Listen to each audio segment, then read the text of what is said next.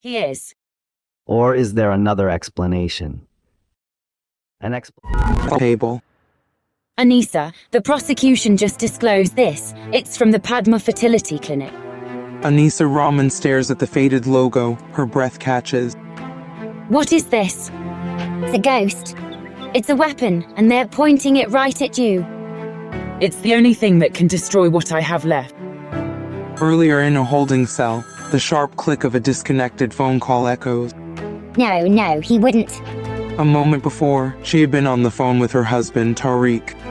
Tariq, they let me make one call. You have to tell them. Tell them what, Anissa? The truth that I was with you at the Rahman house when they say it happened. I can't do that. What do you mean you can't? It's my alibi. It's the truth. I was alone. I'm sorry. The click of the disconnected line. Anissa Rahman, a woman accused of murder, now stands abandoned. The trial is starting. The Dhaka Central Courthouse, polished wood and cold glass, designed to make you feel small. Anissa sits in the defendant's box, her hands clenched, across the room. In the front row, her husband Tariq wears a mask of weary grief. The prosecution calls Inspector Borhan to the stand. Inspector Borhan takes the oath. His eyes find Anissa as for a brief, triumphant second. Inspector, please tell the court what you found at the Karanganj cattle market. The body of the victim, Karim Iqbal. He had been bludgeoned to death. And the murder weapon. It was found nearby. A cattle prod. And whose prod was it, Inspector? It belonged to the accused, Anissa Rahman. We found her fingerprints on the worn wooden handle. Her fingerprints. Were there any others? Hers, and only hers. Anissa's lawyer, Fatima Chowdhury, rises. Inspector, were any other prints found anywhere at the scene? On the desk, the door? Smudged, unidentifiable. So only Mrs. Rahman's prints on the tool she uses for her work every single day were clear? That is correct. The prosecutor steps forward again. He gestures to a large screen. Let's talk about money. Inspector, can you identify this document? It is a bank statement for a secret account. In whose name? Anissa Rahman. That's not mine. Her whisper is lost in the cavernous room. And this next document? It shows a series of regular deposits into that account. 10,000 taka every month for the last 2 years. And the source of these payments? A personal account belonging to the victim, Karim Iqbal. A low murmur fills Dhaka Central Courthouse. Anissa looks at her husband. Tariq's face is stone. Mrs. Rahman, can you explain why the man you allegedly murdered was sending you secret payment? I don't know. Was it a lover's guilt? Or was it blackmail? Objection, speculation. Sustained. But the damage is done. The jury looks at Anissa differently now. During the recess, a small, windowless conference room. Anissa's lawyer, Fatima Chowdhury, puts the file from the Padma Fertility Clinic on the table between them. Now you see the money and this. No. Anissa's hands shake as she reaches out and opens the folder. The paper is crisp, official. Her name is at the top. They can't use this. This is private. It has nothing to do with Kareem.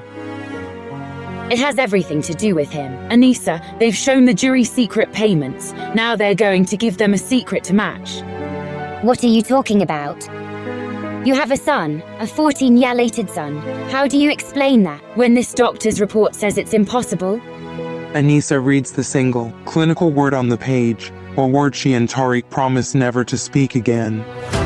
Infertile. A sharp knock on the door. Time's up. Back in Dhaka Central Courthouse, the prosecutor has called Anissa to the stand. Mrs. Rahman, you run a business with your husband at the Karanganj cattle market. Is that correct? Yes. And the victim, Karim Iqbal, Was your husband's business partner? A friend? Yes. Let's talk about secrets, Mrs. Rahman. The prosecutor picks up the file from the fertility clinic. I have here a medical report dated 15 years ago. Is it true that on that day, a test confirmed you carry a genetic marker for primary infertility? That you were told you could never have a child of your own? A complete crushing silence falls over Dhaka Central Courthouse. Anisa can feel Tariq's eyes on her, and beside him his mother Nusrat Begum, staring with an intensity that burns. Yes. The prosecutor lets the word hang in the air. He takes a slow walk in front of the jury. A devastating diagnosis. And yet, you have a son. A wonderful, healthy 14-year-old son, Samir. A miracle, wouldn't you say, Mrs. Rahman? He is. Or is there another explanation? An explanation you couldn't risk your husband discovering.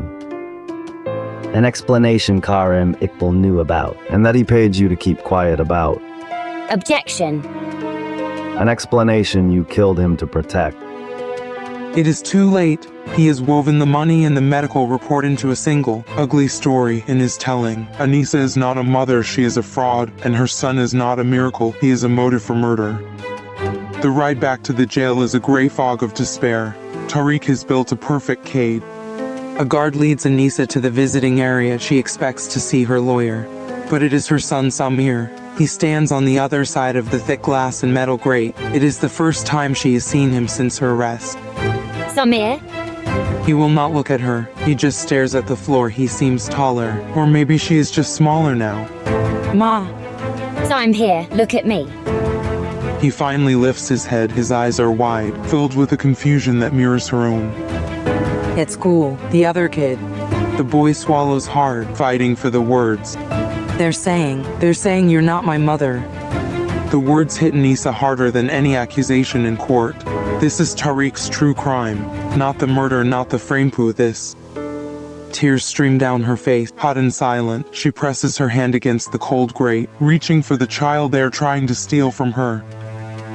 Samir, listen to me. Is it true? So I am your mother. That's the only truth that matters.